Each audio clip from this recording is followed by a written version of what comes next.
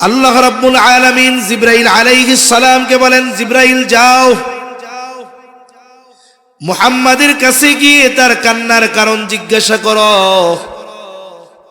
যদিও আমি তার কান্নার কারণ জানি, এরপরেও তুমি তার কাছে গিয়ে জিজ্ঞাসা করো। জিবরাইল আলাইহিস সালাম নবীজির কাছে এসে জিজ্ঞাসা করে, ও মুহাম্মদ, আপনি কান্না করেন কেন? যদিও আপনার কান্নার কারণ আল্লাহ তাআলা জানে, এরপরেও আপনার কান্নার কারণ তিনি আপনার কাছে জানতে চায়। এইবার নবীজি সাল্লাল্লাহু আলাইহি ওয়াসাল্লাম তার কান্নার কারণ জিবরাইল আলাইহিস সালামের কাছে বললেন, উম্মতের মাগফিরাতের কথা, নাজাতের কথা বললেন। জিবরাইল আলাইহিস সালাম আল্লাহ তাআলার কাছে গিয়ে বলে, আল্লাহ, আপনার নবীর কান্নার কারণ হলো তার উম্মতের জন্য ক্ষমা। আল্লাহ তাআলা বলেন, জিবরাইল যাও আমার মুহাম্মদকে গিয়ে জানায় দাও, আমি অচিরেই তাকে তার উম্মতের ব্যাপারে সন্তুষ্ট করব, আমি তাকে তার উম্মতের ব্যাপারে অসন্তুষ্ট করব না। আল্লাহ তাআলা বললেন যে আমি তাকে তার উম্মতের ব্যাপারে সন্তুষ্ট করব। সূরা দুহার মধ্যে আল্লাহ তাআলা বলেন, ওয়ালা সাউফা ইউতিকা রাব্বুকা ফাতারদা, যে আপনার রব আপনাকে অচিরেই এমন কিছু দিবেন আপনি খুশি হয়ে যাবেন। আর হাদিসে কি আসছে? আল্লাহ বলেন অচিরেই আল্লাহ তাআলা আপনাকে আপনার উম্মতের ব্যাপারে সন্তুষ্ট করবে, অসন্তুষ্ট করবে না। নবী এই দুই কথার জবাবে কি বলেন? নবী বলেন, আল্লাহ, আমি ততক্ষণ সন্তুষ্ট হব না যতক্ষণ না আমার সব উম্মতকে ক্ষমা করে জান্নাত না দেওয়া হবে। সুবহানাল্লাহ। উম্মতের প্রতি নবীর মায়া কত বেশি। রাসূলুল্লাহ সাল্লাল্লাহু আলাইহি ওয়াসাল্লাম শুধুমাত্র উপস্থিত উম্মতদের ভালোবাসতেন তা নয়, কিয়ামত পর্যন্ত যত উম্মত আসবে সবাইকে ভালোবাসার খবর নবীজি দিয়ে গেছেন।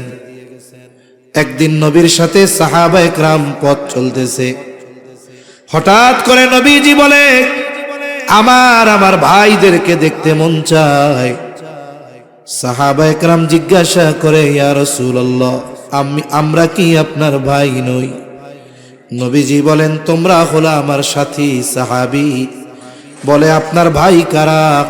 নবীজি বলেন, শোনো, আমি দুনিয়া থেকে চলে যাবার পর যারা আমাকে না দেখে আমার উপরে ঈমান আনবে, বলে তারাই হলো আমার ভাই। ঈমান আনলেই তার প্রতি নবীর স্পেশাল মহব্বত। শুধু তাই না, উম্মতের দ্বারা আঘাতপ্রাপ্ত হওয়ার পরেও নবীজি কখনো উম্মতের জন্য বদদুয়া করেন না। মক্কার মানুষেরা যখন ঈমান আনে না, কথা শুনে না, শৈশবে নবীজি তায়েফের বনু সাকিফ গোত্রে লালিত পালিত হয়েছিলেন। চিন্তা করলেন, আমার একেবারে শৈশবে যেখানে অতিবাহিত হয়েছে, আমি তাদের কাছে গিয়া তাওহীদ, রিসালাত, আখিরাতের দাওয়াত দেই। নবীজি চলে গেলেন তায়েফ। নবীর সাথে শুধুমাত্র হযরত যায়েদ রাদিয়াল্লাহু তাআলা। নবীজি তায়েফে গিয়ে দাওয়াত দেন, হে মানুষেরা, বলো লা ইলাহা ইল্লাল্লাহ তুফলিহু, তোমরা সফল হয়ে যাইবা। নবীজি দাওয়াত দিতেছেন। মক্কার কাফেররা ওই জায়গায়ও নবীর পেছনে দুষ্টু মানুষদের লেলায় দেয়, বলে এই বেটা হইল পাগল, এরে পাথর মার। এইবার দলে দলে নবীর গায়ে পাথর মারে। হযরত যায়েদ নবীর সাথে একা ঠেকায়া পারেন না। নবীজি পাথরের আঘাতে রক্তে জর্জরিত গোটা দেহ। নবীজি পড়ে যাইতেন, আবার দাঁড়াইতেন, উঠতেন, আর বলতেন, হে মানুষেরা, বলো লা ইলাহা ইল্লাল্লাহ তুফলিহু, তোমরা সফল হয়ে যাইবা। নবীর গায়ে তারা সারাদিন পাথর নিক্ষেপ করেছে। পাথর নিক্ষেপের পরিমাণ কত কত কত। বলে, নবীর গায়ে তারা পাথর নিক্ষেপ করেছে। পাথরের আঘাতে নবীজির গা জর্জরিত হয়ে রক্ত প্রবাহিত হয়েছে। দাগ কেমন ছিল? আয়েশা সিদ্দিকা রাদিয়াল্লাহু তাআলা আনহা একদিন নবীর গায়ে পাথরের আঘাতের দাগ দেখে বুঝতে পারেন নাই। বলে, ইয়া রাসূলুল্লাহ, আপনার কি কখনো বসন্ত হয়েছিল নাকি? নবী বলেন, না বসন্ত হয় নাই। বলে, তাহলে এগুলো কিসের দাগ? নবীজি বলেন, আয়েশা, আমি যখন তায়েফে দ্বীনের দাওয়াত নিয়ে গিয়েছিলাম, তায়েফের মানুষ আমাকে যে পাথর নিক্ষেপ করেছিল, এগুলো হলো তাদের নিক্ষিপ্ত পাথরের আঘাতের দাগ। একটা হলো পাথর মারলে থেতলে যাবে, আর একটা হলো যদি পাথর ধারালো হয় তাহলে থেতলাবে না, শুধু ক্ষত হবে, রক্ত বের হবে। নবীর গায়ে ক্ষত হয়ে রক্ত বের হয়েছে। বলে, কি পরিমাণ রক্ত? রক্ত বের হয়ে গায়ের জামা পোশাক ভিজে গেছে। এরপরে গা বেয়ে পা বেয়ে রক্ত জুতার মধ্যে ঢুকে গেছে। জুতার মধ্যে রক্ত শুকায়া পা জুতার সাথে আটকে গেছে। কি পরিমাণ রক্ত নবীর গা থেকে ঝরছে। মাঝে মধ্যে আমরা রক্তদান করি, ব্লাড ডোনেট করি, বড় সওয়াবের কাজ। এই যে অনেক সময় আমি দেখেছি, আমি অনেকবার পিজিতে রক্ত দিয়েছি, অন্যান্য জায়গায় দিয়েছি, দেখেছি একজনের রক্ত নিল 100 গ্রাম 150 গ্রাম, এরপরে 10 মিনিট শোয়া রাখছে, এরপরে পানি দিছে, বিস্কিট দিছে, খাইছে। এরপরেও যখন শোয়া থেকে উঠে দাঁড়ায়, হাঁটতে পারে না, কেমন যেন মাথা চক্কর দিয়ে পড়ে যায়। নবীর গা থেকে এই কথার আলোকে মনে হয় 100-150 গ্রাম নয়, বরং এর চাইতে বেশি রক্ত ঝরিয়েছে তারা। নবীজি পড়ন্ত বিকালে ক্লান্ত দেহ নিয়ে একটা খেজুর বাগানের পাশে নবীজি বিশ্রাম নিচ্ছেন। আঙ্গুর বাগানের পাশে বিশ্রামরত অবস্থায় জিবরাইল আলাইহিস সালাম চলে আসলেন। এসে বলে, ইয়া রাসূলুল্লাহ, আপনার সাথে এই কওম কেমন আচরণ করেছে আপনার মালিক দেখছে। আজকে আমি একা আসি নাই, আমার সাথে নতুন আর একজন ফেরেশতা পাঠানো হয়েছে, পাহাড়ের দায়িত্বে নিয়োজিত ফেরেশতা। নবীজি বলেন, ওই ফেরেশতা আমার কাছে আসলো, আমাকে সালাম দিয়ে বলে, এই কওম আপনার সাথে কেমন আচরণ করেছে আপনার মালিক দেখছে। আমাকে তিনি আপনার আদেশ পালনার্থে পাঠিয়েছে। আপনি যদি আমাকে নির্দেশ দেন, 2টা পাহাড় দিয়ে এদেরকে এমন ভাবে পিষে দেওয়া হবে, নিশ্চিহ্ন হয়ে যাবে, অস্তিত্বহীন হয়ে যাবে। এই জায়গায় যে একটা জনবসতি ছিল, তার কোনো অস্তিত্ব থাকবে না। আল্লাহ পাঠাইছে আমাকে আপনার আদেশ পালন করার জন্য। আপনি শুধু অর্ডার দেন, মুহূর্তের মধ্যে খালাস। নবী কি প্রতিশোধ পরায়ণ ছিলেন নাকি? নবীকে ব্যক্তিগতভাবে যদি কেউ কষ্ট দিত, ক্ষমা চাইলে নবীজি মাফ করে দিতেন। আমরা তো প্রতিশোধ পরায়ণ। বলে, 20 বছর আগে কেউ যদি আমাকে একটা কথার দ্বারাও কষ্ট দিয়ে থাকে, 20 বছর পরে যদি আমার পাওয়ার হয়, ক্ষমতা হয়, ওই 20 বছর আগের ওই কথার প্রতিশোধ নিতে আমি উন্মুখ হয়ে থাকি। মনে রাখবেন, প্রতিশোধ পরায়ণ মানুষের অন্তরে কোনোদিন শান্তি আসে না। কিন্তু যারা ক্ষমার এই মহান গুণ অর্জন করতে পারে, এদের সম্পদ না থাকতে পারে কিন্তু শান্তি দিয়ে হৃদয় ভরপুর থাকে। আল্লাহ তাআলা এই ক্ষমার গুণ আমাদের দান করেন, বলি আমিন। আরে প্রতিশোধ সবাই কম বেশি নিতে পারে, ক্ষমা কয়জন করতে পারে? নবীজি আরাম করতেছিলেন, আরাম থেকে উঠে বসলেন। কেমন যেন ফেরেশতাকে বলে, শোনো, তুমি তো আমাকে বলতেছ, আদেশ দেন 2 পাহাড় দিয়ে এদের পিষে দেই। কিন্তু এদের ব্যাপারে আমি আল্লাহ তাআলার কাছে কি আশা পোষণ করি জানো?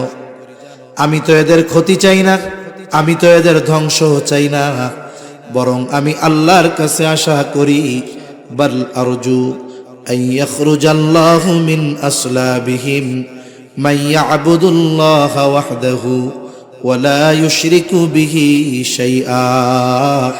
নবীজি বলেন, আমি তো এদের ব্যাপারে আল্লাহ তাআলার কাছে এই আশা পোষণ করি যে এরা হয়তো বুঝতে পারে নাই, তাই আমার কথা মানে নাই, কিন্তু হয়তো আল্লাহ তাআলা এদের মধ্য থেকে এমন এক সম্প্রদায় বের করবে যারা এক আল্লাহর ইবাদত করবে, তার সাথে শিরিক করবে না।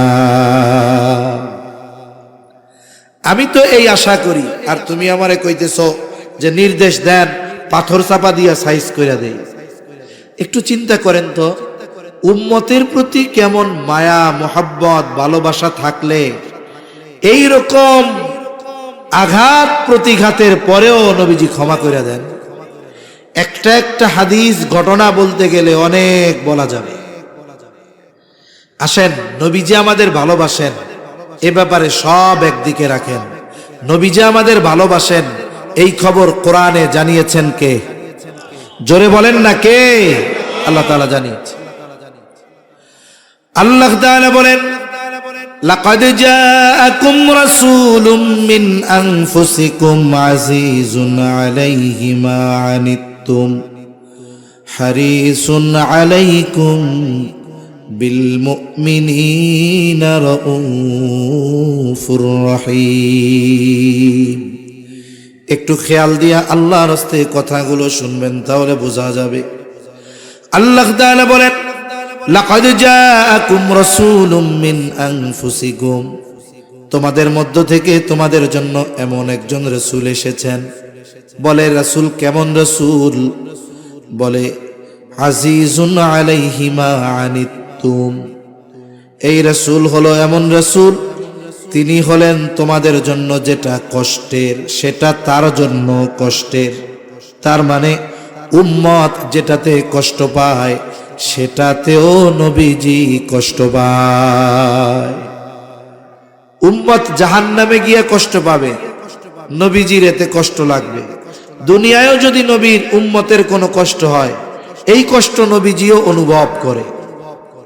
একে বলে সমব্যথী, আজিজ। তাহলে নবী আমাদের কষ্টে কষ্ট পান।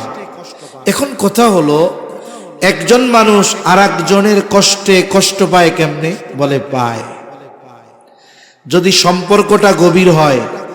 যেমন মনে করেন এক লোকের 2 বছরের একটা বাচ্চা আছে, একেবারে প্রত্যন্ত অঞ্চলে বসবাস করে। বাচ্চার বয়স কয় বছর?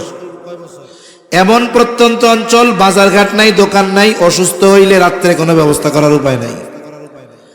গভীর রাত, ওই 2 বছরের বাচ্চা প্রচন্ড জ্বরাক্রান্ত হয়ে গেল, অসুস্থ। রাত 1টা বাজে, 2টা বাজে, দোকানও নাই, যানবাহনও নাই, হসপিটালে নেওয়ার উপায় নাই। জ্বরের তীব্রতা এত বেশি, বলে চোখ দুটো কেমন যেন ফুটে বের হয়ে যাবে। বাচ্চা জবান দিয়ে আবল তাবল বকতেছে, আহ আহ বলে। গায়ে হাত দিয়ে দেখা যায় গাটা যেন কেমন আগুন হয়ে গেছে। এই অসুস্থ বাচ্চা যন্ত্রণায় আহ আহ করতেছে। তার 2 পাশে বসা তার মা আর বাবা। সন্তান যাদের আছে তারা অনুধাবন করতে পারবে। বলেন তো, ওই অসুস্থতায় ওই ছোট বাচ্চা যত কষ্ট পায়, পাশে বসে থাকা মা বাবা ওই বাচ্চার চাইতে কষ্ট কম পায় না? বেশি পায়। বেশি কষ্ট কেন পায়? বলে মোহাব্বতের কারণে। অন্যের সন্তান অসুস্থ হইলে তো আমি এত কষ্ট পাবো না। কেন? বলে ওই সন্তানের প্রতি আমার মোহাব্বত ওই সন্তানের মা বাবার মতো না। আল্লাহর কসম করে বলি, মা বাবা আমাকে আপনাকে কত ভালোবাসে, তার চাইতে নবীজি অনেক গুণ বেশি ভালোবাসে। বলে আসলে ভালোবাসে কে? বলে বিপদ আপদ মুসিবতে পাশে থাকে যে।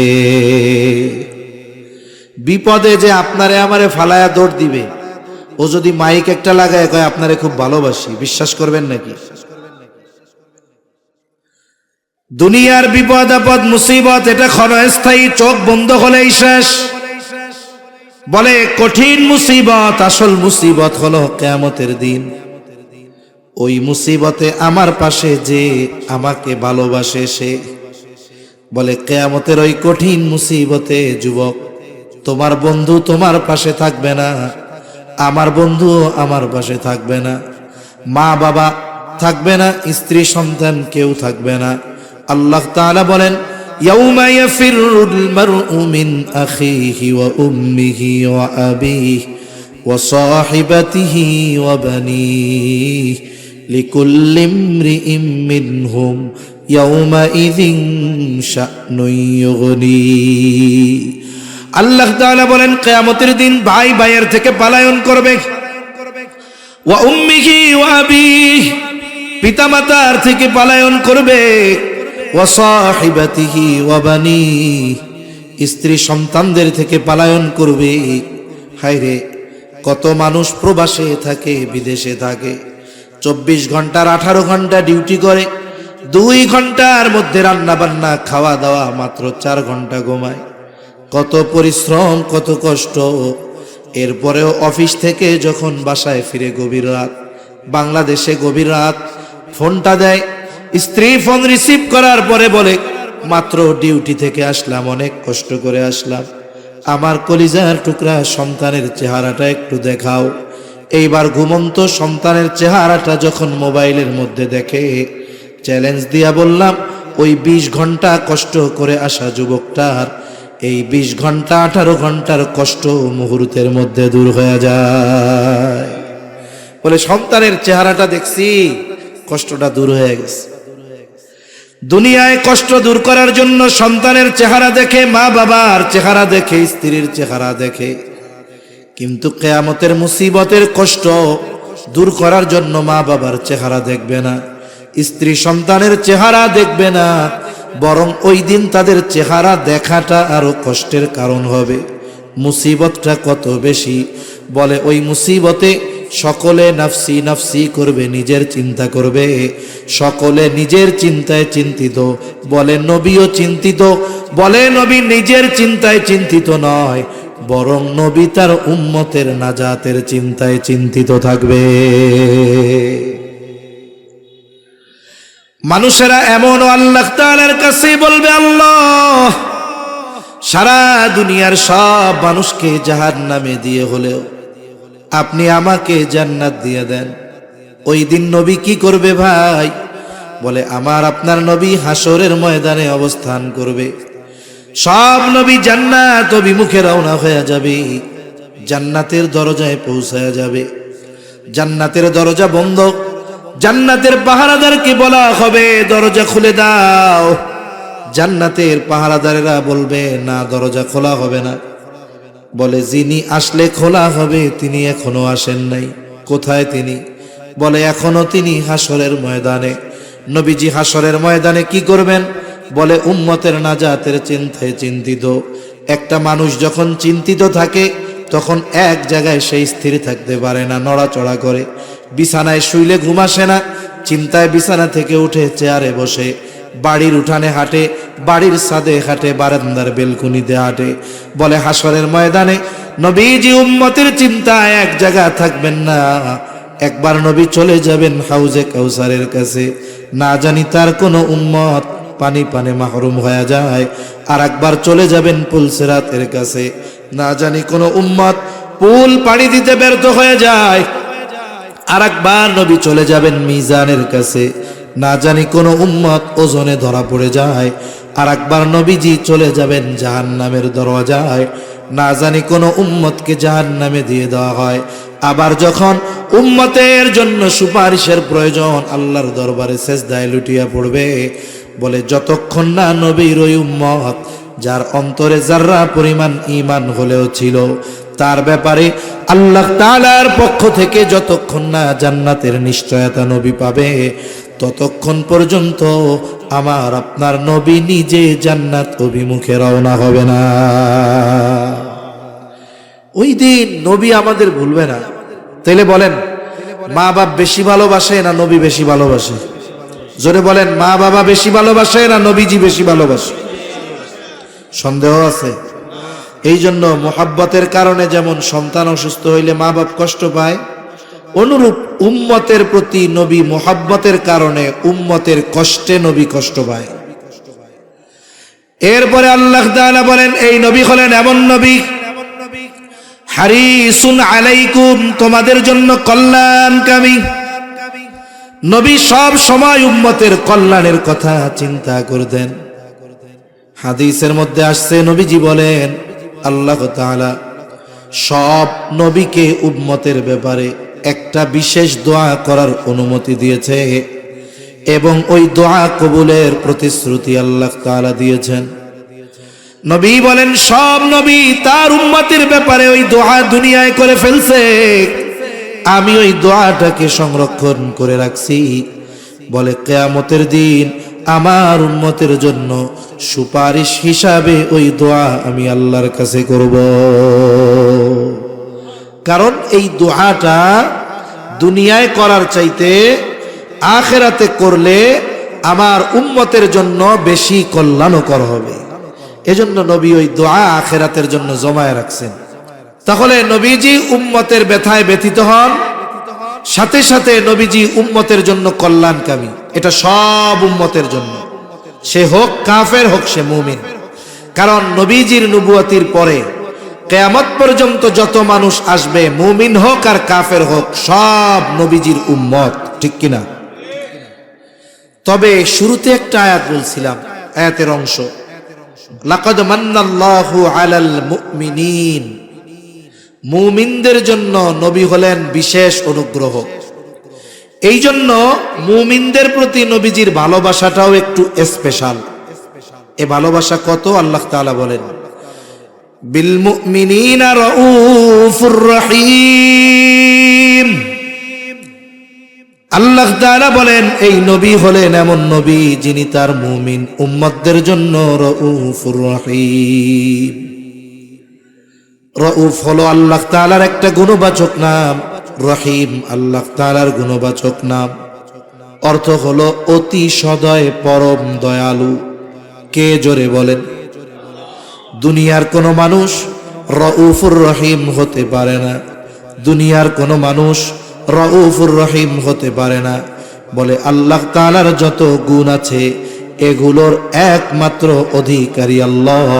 কিন্তু অনেক সময় বাংলাদেশের মধ্যে অনেক পীরের নামের আগে লকবে আমরা দেখেছি এমন এমন শব্দ ব্যবহার করে যেই শব্দের একমাত্র হকদার হলেন আল্লাহ।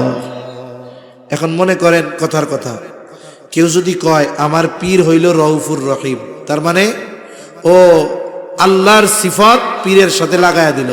এখন এই কথা যদিও বিশ্বাস করে ও বেঈমান, কোনো সন্দেহ আছে? এজন্য মনে রাখবেন, অনেক নামাজি মানুষ না জানার কারণে শিরিক করতেছে, বেঈমান। অনেক মানুষ বিশ্বাসগত কারণে বেঈমান হয়ে বসে আছে।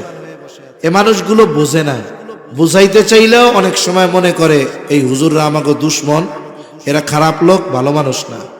তাহলে রাউফুর রহিম একমাত্র কে? দুনিয়ার কোন সৃষ্টি রাউফুর রহিম হতে পারে না। তবে আল্লাহ যদি কাউকে তার কোনো গুণবাচক শব্দ দিয়ে সম্বোধন করেন তাতে কোনো অসুবিধা নাই। এখন নবী তার মুমিন উম্মতদের কত ভালোবাসেন এটা বোঝাতে গিয়ে আল্লাহ তাআলা তার গুণবাচক শব্দ, এই শব্দ দুটি নবীজির শানে ব্যবহার করেছেন। সুবহানাল্লাহ বলেন। কেমন যেন আল্লাহ তাআলা বলেন এই নবী হলেন এমন নবী যিনি তার মুমিন উম্মতদের জন্য রাউফুর রহিম, অতি সদয়, পরম দয়ালু। একটু যদি কথাটা দিল দিয়া বুঝতে পারেন তাহলে অনুধাবন করতে পারবেন যে আমার আপনার নবী আমাকে আপনাকে কত ভালোবাসে। আল্লাহ কি বলে? বলে এই নবী তার মুমিন উম্মতদের জন্য অতি সদয়, পরম দয়ালু। যেই নবী আমাদের এত ভালোবাসে সেই নবীকে ভালোবাসার দরকার আছে না নাই? নবীরে ভালোবাসতে রাজি আছি আমরা? কেমন ভালোবাসতে হবে? নবীকে ভালোবাসতে হবে জীবনের চাইতেও বেশি। হযরত ওমর রাদিয়াল্লাহু তাআলা আনহু নবীজিকে বলেন, ইয়া রাসূলুল্লাহ, আমি আমার জীবনের পরে সবচাইতে বেশি আপনাকে ভালোবাসি। নবীজি বলেন, ওমর হয় নাই। একটু পরেই ওমর বলে, ইয়া রাসূলুল্লাহ, এই মুহূর্ত থেকে আমি আপনাকে আমার জীবনের চাইতেও বেশি ভালোবাসি। এজন্য নবীকে ভালোবাসা এটা মুমিনের ঈমান। নবীরে ভালো না বাসলে সে বেঈমান, নবীকে ভালো না বাসলে কি? বেঈমান। সেজন্য নবীজি বলেন, লা ইউমিনু আহাদুকুম হাত্তা আকুনা আহাব্বা ইলাইহি মিন ওয়ালিদিহি ওয়া ওয়ালাদিহি ওয়ান নাসি আজমাইন। নবীজি বলেন, তোমাদের মধ্যে কেউ ততক্ষণ পর্যন্ত মুমিন হতে পারবে না যতক্ষণ না সে তার পিতা মাতা সন্তান সন্ততি এক কথায় সকলের চাইতে আমি নবীকে বেশি ভালো না বাসবে। অতীতে যা ছিল ছিল, বলেন এখন থেকে কারা কারা নিজের জীবনের চাইতে নবীকে বেশি ভালোবাসেন? একমাত্র তারা হাত উঁচু করবেন, বাকিরা না। কারা ভালোবাসেন জীবনের চাইতে বেশি? নারায়ে তাকবীর, নারায়ে তাকবীর। আল্লাহ হাতগুলা কবুল করেন, বলেন আমিন। এখন নবীকে ভালোবাসি আমরা। এখন বিষয় হলো, নবীর জন্য তো জীবনও দিতে রাজি, কারণ জীবনের চাইতে নবীরে বেশি ভালোবাসি। আমি যার জন্য জীবন দিতে পারবো তার জন্য বাকি কাজ করা কি কঠিন নাকি? কঠিন না, সহজ। আমি যার জন্য জীবন দিয়ে দিতে পারি তার জন্য বাকি অন্য কাজ করা, এটা তো সহজ স্বাভাবিক বিষয়। এখন নবীকে কেমনে ভালোবাসবো? যে শাহেদ হয়, নবী যদি আমার সামনে থাকতেন, আমি যদি নবীকে সামনে পাইতাম, ভালোবাসা সর্বোচ্চ বাসতে পারতাম। আবু বকর নবীকে সামনে পাইছে, নবীর কথায় আবু বকর তার সব সম্পদ না নবীর সামনে হাজির করছে। নবীকে তালহা সামনে পেয়েছে, উহুদের ময়দানে নবীজি গর্তের মধ্যে পড়ে যায়। তালহা তাকায় দেখে গর্তর থেকে নবী মাথা উঠায় আর নামায়, উপর দিয়া তীর যায়, বর্ষা যায়। তালহা আইসা নবীর সামনে নিজের পিঠটারে ডাল বানায় দিছে। আমি তো নবীকে সামনে পাই নাই, এই রকম ভালো কেমনে নবীকে বাসবো? নবী জানেন আমার উম্মত আমাকে ভালোবাসা নিয়ে চিন্তিত থাকবে, এই জন্য কিভাবে কোন পদ্ধতিতে নবীকে ভালোবাসা হবে সেই পদ্ধতির খবর নবী নিজে জানায় দিয়েছে।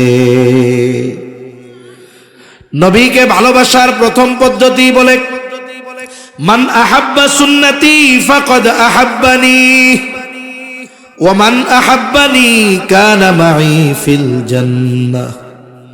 নবী বলেন, যে আমার সুন্নতকে ভালোবাসলো সে আমাকে ভালোবাসলো, আর আমাকে যে ভালোবাসবে সে আমার সাথে জান্নাতে অবস্থান করবে। নবীর সাথে জান্নাতে থাকতে পারা এটা সৌভাগ্যের ব্যাপার। সাহাবায়ে কেরামের কাছে নবীর সাথে জান্নাতে থাকতে পারার সংবাদ ছিল সবচাইতে আনন্দের সংবাদ। আনাস রাদিয়াল্লাহু তাআলা আনহু বলেন যে এক সাহাবী, গ্রাম্য সাহাবী আসছে, নবীজিরে জিজ্ঞাসা করছে কিয়ামত কখন হবে। লম্বা হাদিস, সংক্ষেপে বলতেছি। নবীজি তারে পাল্টা জিজ্ঞাসা করছে, মা আদাত্তা লাহা, এই তুমি কিয়ামতের জন্য কি পাথেয় সংগ্রহ করছো? লোকটা বলে, আমি আল্লাহ এবং তার রাসূলকে ভালোবাসি। নবীজি বললেন, আল মারউ মা মান আহাব্বা, বলে যে যাকে মোহাব্বত করে তার সাথে অবস্থান করবে, তার মানে জান্নাতে তার সাথে সে থাকবে। এই কথা বলার পর লোকটা বাড়ির দিকে চলে যায়। হযরত আনাস রাদিয়াল্লাহু তাআলা আনহু বলেন, নবীজির মুখে যখন শুনলাম তার সাথে জান্নাতে থাকতে পারবো, কারণ আমরা সবচাইতে বেশি ভালো নবীকে বাসি। হযরত আনাস রাদিয়াল্লাহু তাআলা আনহু বলেন, ইসলাম গ্রহণের পর আর কোনো কথা শুনে আমরা এতটা খুশি হই নাই যতটা খুশি নবীর সাথে থাকতে পারবো এই কথা শুনে আমরা হয়েছি। এত খুশি ইসলাম গ্রহণের পরে আর কোনো কথাই হই নাই। আমরাও নবীর সাথে জান্নাতে থাকতে পারবো নবীর সুন্নতকে মোহাব্বত করলে। মনে করেন এক কোম্পানি আপনারে অফার দিছে। অফার কি? বলে আমাদের পণ্য কিনে লটারি জিতুন। লটারিতে কি পুরস্কার? বলে পুরস্কার হলো সৌদি আরবের ওয়াচ টাওয়ারটা আছে, ওই ঘড়িয়ালা বিশাল বিল্ডিং, ক্লক টাওয়ারে একেবারে কাবা ভিউ, যেখানে আপনার রুম হবে ওইখান থেকে কাবা দেখা যাবে। আপনার সুযোগ, থাকার সুযোগ 5 দিন 5 রাত, সাথে সাথে আপনার বিমানের টিকিটও দেওয়া হবে। এই দুইটা অফার, বিমানের টিকিট আর হোটেলে থাকার সব ব্যবস্থাপনা। অফার তো পাইছেন, এখন আপনার পাসপোর্টও নাই, ভিসাও নাই, অফার ভোগ করার সুযোগ আছে। নবীর সাথে জান্নাতে থাকার অফার আছে, তবে জান্নাতে আগে যাইতে হবে। আপনাকে আগে মক্কায় পৌঁছাইতে হবে, এরপরেই না আপনি 5 স্টার হোটেলটায় থাকবেন। পৌঁছানোর জন্য ভিসা নাই, পাসপোর্ট নাই, কাজ হবে না। এখন বলে আমি আপনি যদি নবীর সাথে থাকতে চাই, জান্নাতে যাওয়া লাগবে। বলে জান্নাতে কেমনে যাব?